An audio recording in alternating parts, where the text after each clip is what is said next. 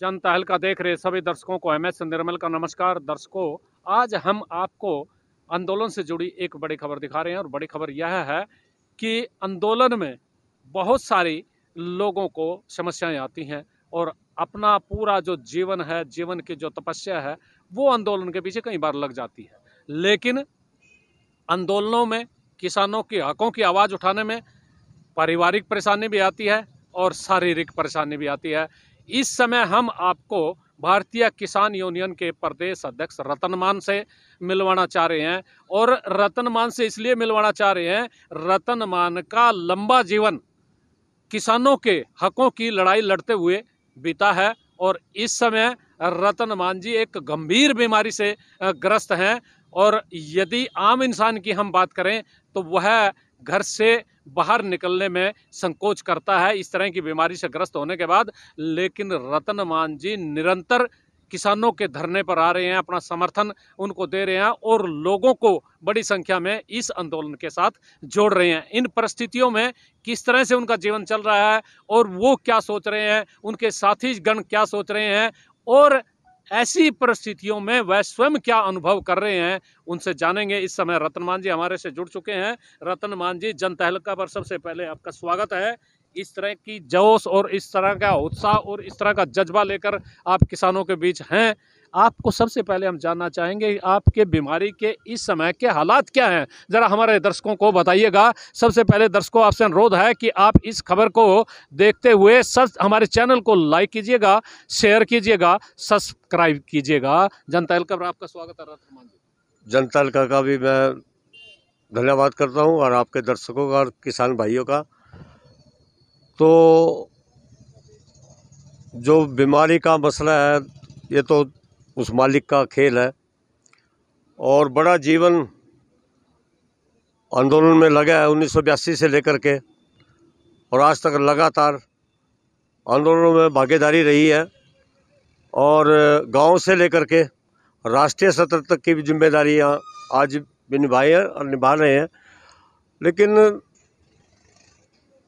पेट का जो कैंसर का भी इलाज करवाया है, लेकिन वो अभी सफलता की तरफ नहीं दिखाई दे रहा।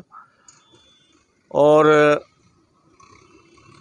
क्योंकि जीवन ही किसान आंदोलन को समर्पित रहा है और हम तो जितना जीवन बचा है वो भी आंदोलन के लिए ही बचा हुआ है। दर्शकों, मैं बड़ी बात आपको बता रहा हूँ, जो रतन मान जी ने खुलासा कर दिया है स्वयं ही।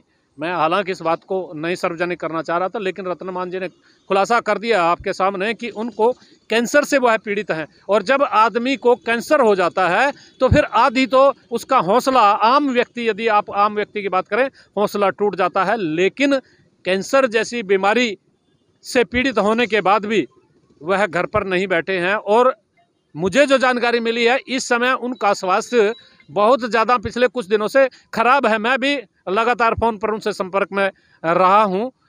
ऐसी परिस्थितियों में जब इंसान को ये लगने लग जाता है कि ये बीमारी आखिरकार आपको इस संसार से ले चलेगी, ऐसी परिस्थितियों में आप किस तरह का जज्बा रखते हैं, किस तरह का अपने आप को मतलब तैयार करते हैं कि आप किसानों के साथ जुड़े रहें, किसानों के हकों की आवाज़ उठाएं, जब अपना शरीर ही आदमी को साथ नहीं दे रहा हो? देखिए, पहला तो मैं दर्शकों से एक बात कहना चाहूँगा कि कल भी एक पत्रकार ने हमारे स्वास्थ्य के बारे में पूछा था। कहीं उस पर इस तरह की टिप्पणियाँ आई, भाई मुआवजे के लिए या उसके लिए मैं हाथ जोड़ कर विनती करता हूँ कि कोई भी दर्शक इस तरह का जो मेरी परिस्थिति है और उस तरह का कोई टिप्पणी ना करे। नहीं, मैं दर्शकों से एक चीज़ और भी स्पष्ट करना चाहूँगा। हमारा मकसद किसी की सहायता के लिए नहीं है। हमारा मकसद ये है कि जो पूरे देश में किसान आंदोलन चल रहे हैं और किसान आंदोलनों में सड़कों पर लोग बैठे हैं, धूप में बैठे हैं, प्यास उनको प्यास लग रही है, भूख भी लग रही है। जब आदमी सड़कों पर बैठा है, गर्मी सर्दी में बैठा है और भयंकर परिस्थितियों में बैठा है, तो ऐसे में बीमार आदमी जो स्वयं ही अपने शरीर के लिए दूसरों का मोहताज हो जाता है, वह किस तरह से किसानों के लिए बीच में आ रहा है, किस तरह से किसानों को प्रेरित कर रहा है इस आंदोलन के लिए और उनके हकों की आवाज़ उठा रहा है। मेरी पीड़ा दिखाने का मकसद सिर्फ ये है। कोई अन्यथा इस बात को ना ले। एक देखिएगा, एक जज्बा होता है, एक जोश होता है। आम व्यक्ति जब अपने हौसले को जब उससे प्रस्त होता दिखता है, और दूसरी तरफ ऐसा इंसान, आप उससे एक प्रेरणा लेनी चाहिए कि हमें आगे कैसे बढ़ना है, विकट परिस्थितियों में कैसे बढ़ना है, गंभीर परिस्थितियों में कैसे आगे बढ़ना है। हमारा मकसद ये है कि इससे एक प्रेरणादायक ये जो खबर है ये आपके रूप में पहुंचे है। देखो, जो ये स्थिति है बीमारी की, ये तो किसी को भी हो सकती है। हमने तो आंख भी किसान संगठन में खोल दी है, और हमारी आंख भी किसान आंदोलन में, किसान संगठन में ही बंद होगी। समर्पित है ये जीवन स्वर्गीय मंगेराम मलिक जी, जो हमारे भारतीय किसान के संस्थापक रहे, उनकी प्रेरणा से संगठन में आए थे। और उसके साथ साथ कोई अगर बीमारी से ग्रस्त भी हम हो गए तो कोई बड़ी बात नहीं है। मरना जीना एक सच्चाई है, जीवन की सच्चाई है, कुदरत का नियम है। तो मरना तो एक दिन निश्चित है ही है, किसी भी रूप में। और हम इसके इलाज के भी प्रयास कर रहे हैं। परसों पीजीआई का हमारा जाने का है, और वहाँ किसानों की दुआओं से, इनके प्यार से, इनके साथ से दूसरा इलाज शुरू करवाने के लिए पीजीआई चंडीगढ़ जाएंगे। और पता नहीं इसको भगवान की किस तरह की ताकत दी हुई है। मन पिछले 1 महीने से बहुत ज़्यादा पीड़ा है, और ये पेशाब की थैली में दिक्कत है उस बीमारी की, और अभी भी बहुत कष्ट में है। लेकिन कई बार मरतबा पिछले महीने सोचा अब इलाज शुरू कराऊँ, लेकिन फिर वो मुजफ्फरनगर की रैली आ गई, फिर हरियाणा में भी मुस्लिम समुदाय में 2 बड़ी रैलियाँ की हैं। तो इस तरह का जो एक वो आंदोलन का जज्बा है या पीड़ा है किसान की, वो इलाज तक भी कदम नहीं बढ़ाने दे रही। लेकिन मैं ये कह रहा हूँ कि आप इन परिस्थितियों में, और दूसरी तरफ आप आंदोलन की जब आपको पीड़ा होती है, किसानों के हकों की पीड़ा होती है, आप कैसे सामंजस्य बैठाते हैं दोनों चीज़ों का? देखो, एक तरफ तो आपकी खुद की दिक्कत है, दूसरी तरफ आपको पीड़ा है, आपको ललक है कि आप किसानों के बीच जाए, तो कैसे मैनेज करते हैं? देखो कि परिस्थितियों से आदमी ने लड़ना चाहिए। कैसा भी वक्त हो, उसको हिम्मत के साथ बढ़ना चाहिए इंसान को, कोई भी हो। और मैं तो ये समझता हूँ कि ये कुदरत की देन है, उसकी प्रेरणा है। फिर मुझे वो हौसला हो जाता, अब ये किसानों के लिए होने जा रहा है, फिर उसमें जुट जाता हूँ। अब करनाल में धरना आज 4था दिन है।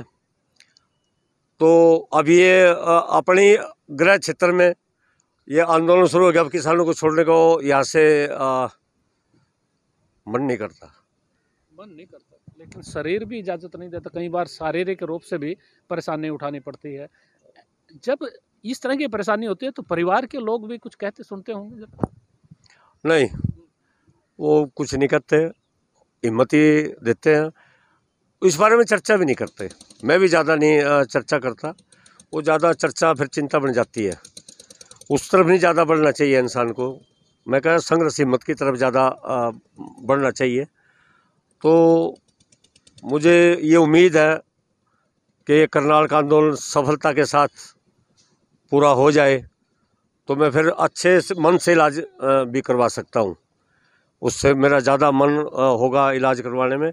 यानी आपका अभी जो मन है वो यहाँ जो किसानों का आंदोलन चल रहा है उसकी तरफ ज़्यादा लगा हुआ आपका? हाँ, बिल्कुल है, बिल्कुल है। सोचता हूँ जाने की, फिर ये लगता है कि अब जाना तो मुझे कल ही था, लेकिन कल मेरे सारे देश के किसान नेता यहाँ आ रहे हैं, और कल कोई निर्णय भी लेना है। तो वो निर्णय में भी मेरा शामिल होना, उस चर्चा में भी होना मैं ज़्यादा ज़रूरी समझता हूँ। इसलिए मैंने उससे नेक्स्ट डे का दिन चुना है।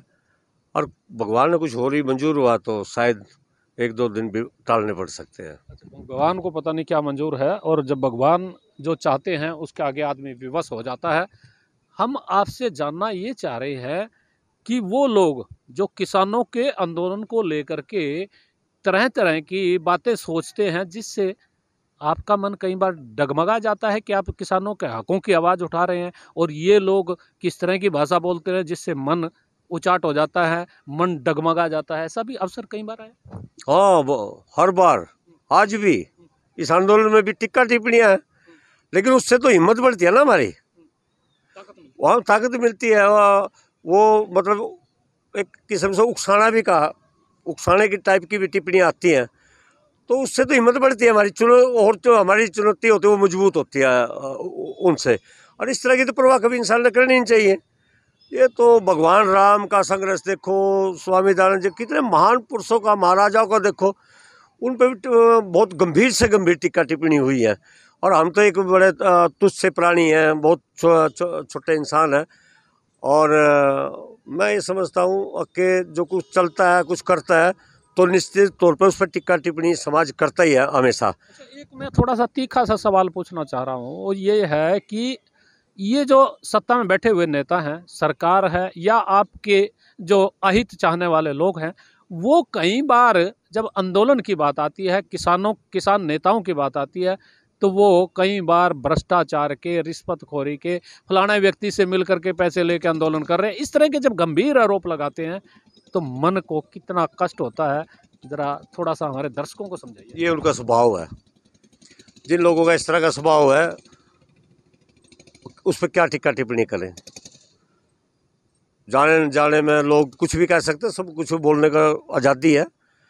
उनके मन में इस तरह की बात है तो वो कहते रहे। और जो हम उनकी बात में गंभीरता दिखाएंगे तो फिर ये मिशन छूट जाएगा।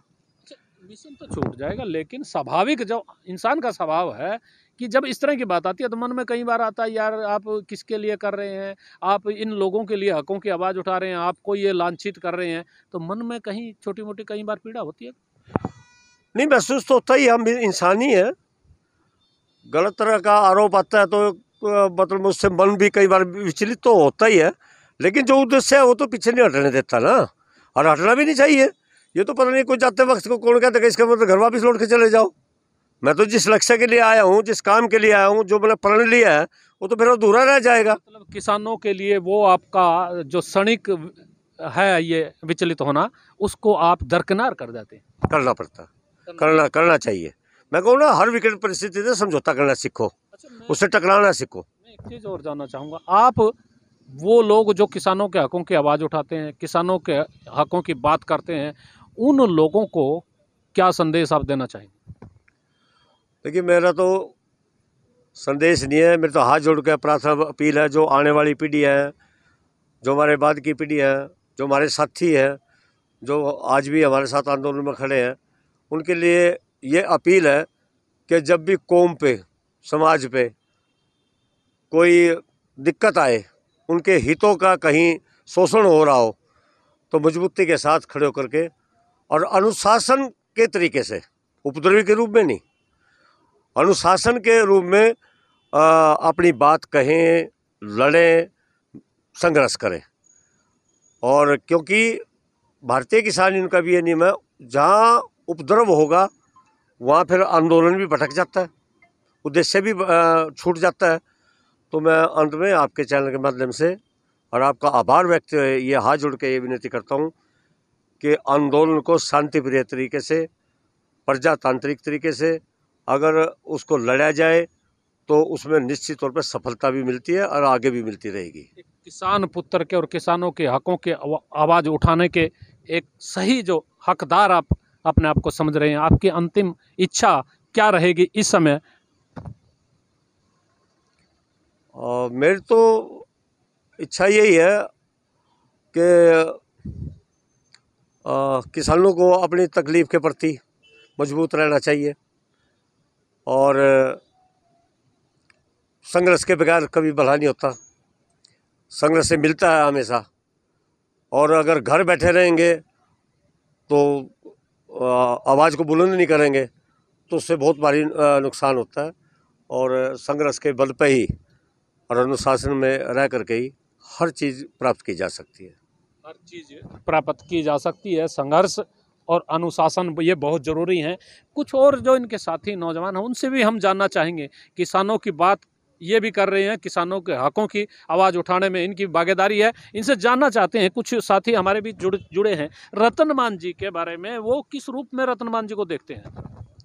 रतन मान जी तो जो हमारे, हम तो वैसे तो हमारे किसानों के प्रधान हैं, लेकिन मैंने जो किसान में काम करना सीखा है, इनकी रहनुमाई में सीखा है। जो किसानों की आवाज़ उठानी है, कई सालों से मैं इनको देख रहे हैं। जब भी सामाजिक पंचायत की किसानों ने भाई यूनियन, इससे पहले कई यूनियन हो गई थी, तो पानीपत हमारा मुख्यालय, वहाँ हमने पंचायत इकट्ठे करी, तो इन्होंने 1 मिनट से पहले जब भी समाज ने इस्तीफा मांगा, सबसे पहले इन्हें कुर्बानी दो, पहले मेरा इस्तीफा ले लो, इनको एक करो। तो हमने इनकी कुर्बानी देखी, भाई ये आदमी तो इतना अच्छे हैं, समाज की बात मानते हैं, भाईचारे को जोड़ने के लिए आप पीछे नहीं होते आ रहे हैं। तो हमने प्रयास किया, लेकिन कुछ तथाकथित नेता थे, वो प्रधानी को बड़ा मानते थे, ये प्रधानी को बड़ा नहीं मानते थे, ये त्याग करते थे।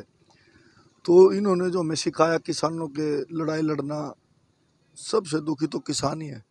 एक चीज मैं बीच में रोक रहा हूँ आपको, आपने कुछ कहा, कुछ लोग इस तरह की बात सोच रहे थे जिनको आपने तथाकथित का शब्द भी इस्तेमाल किया। मैं सिर्फ इतना कहना चाहूँगा, इतना जानना चाह रहा हूँ, हमारे दर्शक भी जानना चाह रहे हैं कि आपने शायद कई और लोगों के साथ भी आपने काम किया होगा, कई और संगठन के जो नेता हैं उनसे भी शायद काम किया होगा, लेकिन उनसे रत्नमान जी को किस तरह से भिन्न मानते हैं, क्या अंतर मानते हैं, क्या कि नेता किस टाइप का होना चाहिए? कुछ आपके दिमाग में कुछ इस तरह की पिक्चर है, हमारे दर्शकों को बताओगे?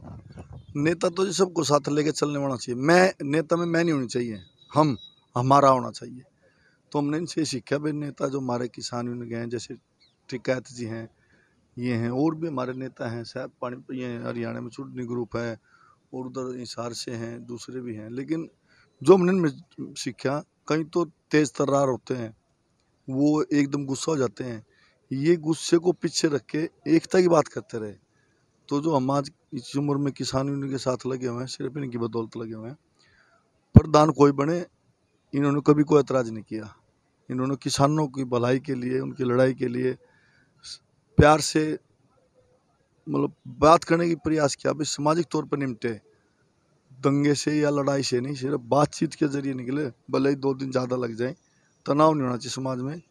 और उन्होंने मैं सिखा, भाई किसान की हालत है, शहर के अंदर आप किसी दुकान से, किसी रेहड़ी से आप मूंगफली या कोई संतरा को सेब उठा लो, उसके खिलाफ एफआईआर दर्ज हो जाती है। किसान गांव से लेके चलता गन्ने की ट्रैली या सब्जी, टमाटर, गोभी, सब्जी, शहर में लोग गन्ना लूटते हैं। अगर वो गन्ना निकालने वाला ऊपर बैठा धमकाता है, तो 10 आदमी कहते हैं यार क्या हो गया, गन्ना ही तो था। अगर किसान अगर उस चीज़ को लेकर के थाने में चले जाए, थाने का सिपाही, मुंशी, थानेदार भी ये कहता है यार किसान होकर के तो एफआईआर कराने आ गया। किसान के तो माल की चोरी की एफआईआर भी नहीं होती, उसको ये कहने लग जाओ तू तो बड़ा भगवान अन्नदाता है, कोई बात नहीं। किसान को सब लूटने को तैयार हैं, लेकिन उसकी फेवर करने के लिए शहरी लोग नहीं है। शहरी लोग हमें नफरत की वहाँ से देखते हैं। अब जो आंदोलन चल रहा है, हम कोई गलत चीज़ नहीं कर रहे, कुछ गलत बात नहीं माने अपना। हम थोड़ा सा विषय को भटकाना नहीं इस समय चाहते, हम इस समय रत्नमान जी के व्यक्तित्व और दूसरी बातों को लेकर के, दूसरे नेतृत्व को लेकर के, नेतृत्व कैसा हो, सहनशील है, कर्मठ है, लोगों के हकों की आवाज़ उठाने पर कितना उनका जोर है, कितना ध्यान है, अपने शरीर की जो परवाह किए बिना किसानों के हकों की आवाज़ उठाते हैं। एक और हमारे बीच में किसान नेता मौजूद हैं, इनसे भी जानेंगे। आपने क्या फर्क लगा कभी रतनमान जी को, कभी देखा आपने किस तरह की व्यवहार? रतन मान जी इतने सुलझे इंसान है, मतलब हम ना 15-20 साल से हम इनके साथ हैं। आज तक कहीं भी लड़ाई दंगा या किसी को चोट फेट लगने के नहीं दिया। और ये कहते हैं बार बार, भाई शांति प्रिय से ढंग से बैठे रहो, और शांति प्रिय ढंग से ही काम हमारा बनेगा। टाइम कितना लगो, काम हमारा होगा, जीतेंगे हम, हारेगी सरकार, इसकी ये नीति रहती है। एक चीज़ और भी, आप 15-20 साल से साथ जुड़े हैं और इनको जो बीमारी का आपने पता चला, आपको कहीं लगा है इनके काम करने की क्षमता में, उनके कार्यबल में और इनके शरीर की जो संरचना है, कहीं उसमें ऐसा लगा अभी ये बीमार हैं, ये काम नहीं कर सकते, कुछ इस तरह का लगा? इन बीमारी को तो बिल्कुल इग्नोर, धक्के तो यहाँ अस्पताल में एडमिट करवाया था, क्या का बड़ी मुश्किल से, भाई ऑपरेशन तो कराओ। सुबह हम गए, बोले तुम यहाँ क्यों आए, वहाँ आंदोलन में चलो, वहाँ देखो जाकर, वहाँ पब्लिक को ले जाओ, लोगों को इकट्ठा करो। अपनी बीमारी को याद भी नहीं करते, पब्लिक का, किसान के उसके लिए, मजदूर के लिए धक्के खाते फिर जाए। देखिए और भी किसान हैं, इनसे भी जानेंगे। आप क्या कहना चाह रहे हैं? मैं रतन मान जी के बारे में ये कहना चाहता हूँ कि रतन मान जी जब हम छोटे थे तब से देख रहे हैं कि रतन मान जी ने हर गांव में जाके कमेटियाँ गठित की और कमेटियों में सभी बिरादरी के लोग इकट्ठे किए और उस से है ना किसान यूनियन की नींव रखी रतन मान जी ने। कोई ये नहीं है। और अब जब मान साहब बीमार हुए, लोगों ने देखा भाई मान साहब बीमार हैं, तो लोगों ने फिर भी इनको हौसला दिया भाई मान साहब आप बीमार हो, आप बीमारी का इलाज कराओ। तो ये बोले तुम मेरी परवाह मत करो, आंदोलन की तरफ देखो। मैं ये कहना चाहता हूँ मान साहब के बारे में। देखिए, आंदोलन की तरफ देखो, मेरी परवाह ना करो। जब इस तरह के भाव हों, इस तरह के विचार हों, इस तरह की जब अंतरात्मा की आवाज़ दूसरों को प्रकट की जाए, तो फिर निश्चित रूप से उनके जो साथी हैं, उनके जो समर्थक हैं, उनका उत्साह बढ़ता है, उनका जोश बढ़ता है। और ऐसे जोश और उत्साह के साथ यदि रतन मान जी काम कर रहे हैं, तो फिर मैं दर्शकों से एक अपील जरूर करूंगा कि वह उनकी यदि उनको कोई कमी नज़र भी आती है, उसको नज़रअंदाज कर उस भावना को देखें, उस भावना को समझें जिस भावना के तहत वह किसानों के लिए काम कर रहे हैं, किसानों के हकों की आवाज़ उठाने में। क्योंकि मेरा खुद का भी लंबे समय से जुड़ाव है और मैंने जब भी रतन मान जी को देखा है, सहनशील स्वभाव और एक मित्र वर्ग की तरह वो बर्ताव करते हैं। ऐसे व्यक्तित्वों को, ऐसे लोगों को आगे बढ़ाना है और समाज को एकजुट रखना है, तो फिर आप अपने हकों की आवाज़ उठा सकते हैं। नेतृत्व को देख करके ही आदमी आगे बढ़ता है। अब नेतृत्व में क्षमता कितनी है आप लोग स्वयं पहचाने, स्वयं जाने, लेकिन हमने एक पक्ष रखा है रतन मान जी का उन लोगों के लिए जो समाज के हित में आगे बढ़ने की सोच लेकर का कार्य कर रहे हैं। वह यदि छोटी छोटी शारीरिक परेशानियों से डर जाएंगे तो फिर समाज का हित नहीं हो पाएगा। मैं अपने सहयोगी के साथ करनाल से MS निर्मल।